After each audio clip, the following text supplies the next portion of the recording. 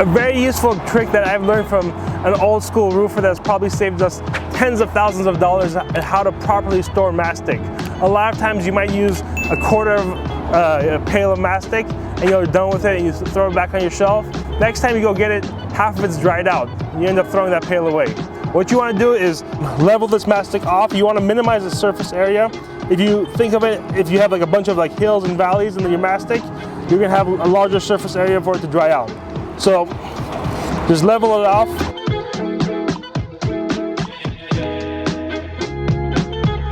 Once your mastic is leveled off, what you want to do is use an asphalt quick dry primer and spray the top of this mastic with the primer.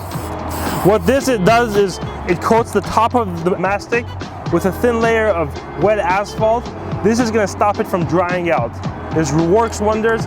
You're going to save a lot of money and stop wasting mastic when you just need a quarter of a can.